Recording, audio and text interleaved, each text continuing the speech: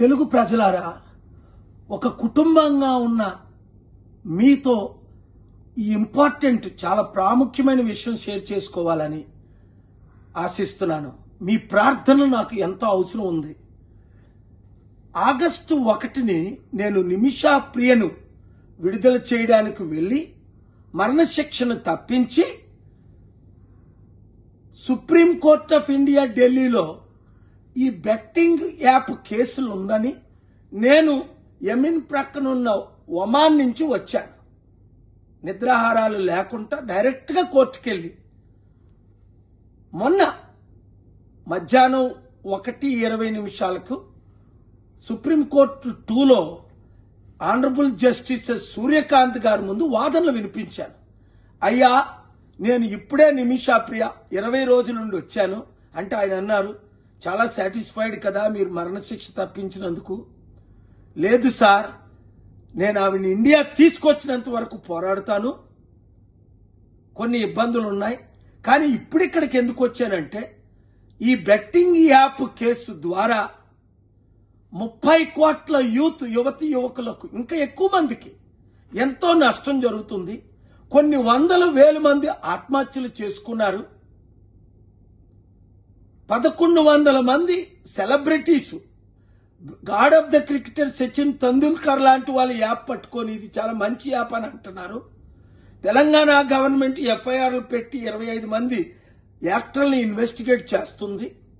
దేశమంతా ఇది జరగాలి, ఇన్వెస్టిగేషన్లు చేయాలి, ఈ బెట్టింగ్ యాప్లను బ్యాన్ చేసేయాలి. టిక్ టాక్ని ఏ విధంగా 275 యాప్లను బ్యాన్ చేశారో ఈ సూసైడ్లు జరగకుండా ఆపాలి, లేదా మన దేశంలో యూత్ అంతా సర్వనాశనం అయిపోతారని ఆర్గ్యుమెంట్స్ చేయగానే Dream11 అంబానీ గారు రిలేటెడ్ యాప్ అట, A23 అలాగే MPL ఈ యాప్లన్నీ బ్యాన్ చేసి ఈ 30 కోట్ల యూత్ని కాపాడవాలి, లేదంటే మన దేశమే ఉండదు యూతే లేకపోయినప్పుడు అని నేను ఇలాగా మీ అందరికీ తెలుసు కదా.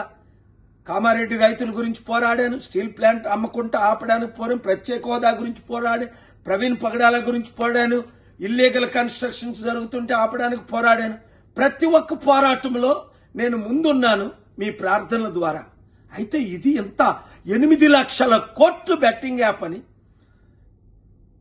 వినగానే సుప్రీంకోర్టు ఆర్డర్స్ పాస్ చేసేశారు.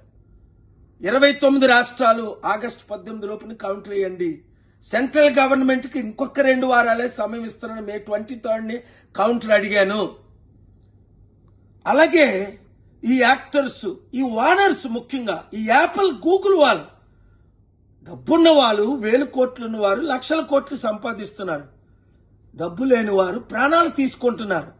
అది ఆనరబుల్ జస్టిస్ ని ఎంతో హార్ట్ టచ్ చేసింది. వెంటనే గ్యాంగ్స్ దిగిపోయారు. నిన్న ఢిల్లీలో పార్క్ హోటల్ నుంచి బయటికి తిందామని వెళ్తే చూడండి, బాగా ఫోటోలు చూడండి, చూడండి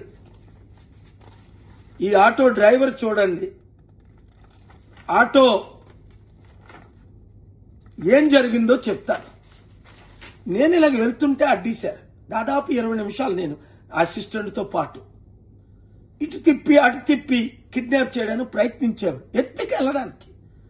డే టైం గనక 100 మంది ఉన్నారు గనక అందులో 7 వచ్చారు.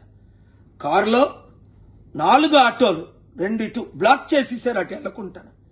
రోడ్డు మీద ఎవరైనా బ్లాక్ చేస్తారా? ఇటు వీళ్ళు జనం. ఒక ఆయన నన్ను నడిపే హోటల్కి ఇలా బయటికి రాగానే మిమ్మల్ని ఎక్కడికి తీసుకెళ్ళాలి, ఆటోవాడు అంటాడు 30 రూపాయలండి ఎక్కడైనా నడుపుతానని. 30 రూపాయలకి ఢిల్లీ అంతా తిప్పుతాడట. అర్థమైపోయింది ఏంటి ఇంకొక 2 వచ్చి నన్ను కిడ్నాప్ చేయడానికి బాడీ ఉండి మసులున్నారు. దేవుడు నాతో ఉన్నాడు కాబట్టి, మీ ప్రార్థనలు నాతో ఉన్నాయి కాబట్టి వెంటనే తప్పించుకొని వచ్చేసి లాబీకి పోలీసులు కాల్ చేశాను. Cannot place Delhi SHO Malik గారు, ఇన్వెస్టిగేషన్ ఆఫీసర్ శర్మ గారు వాళ్ళ టీంతో వచ్చేసారు హోటల్కి. ఇన్వెస్టిగేషన్ అయింది. అమిత్ షా గారికి లెటర్ రాశాను, మోదీ గారికి కాపీ పెట్టి పెద్దలందరికీ.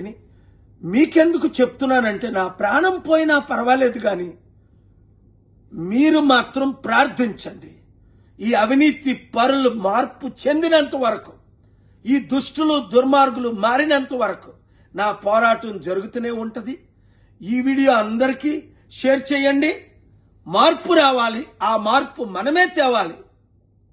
ప్రజాశాంతి పార్టీ ద్వారా మార్పు జరుగుతుంది అన్నవారు అందరూ ఈ విషయంలో చాలా సీరియస్గా ఉండండి. మీరు వీడియో షేర్ చేయండి. Thank you very much for your sincere prayers. God bless you.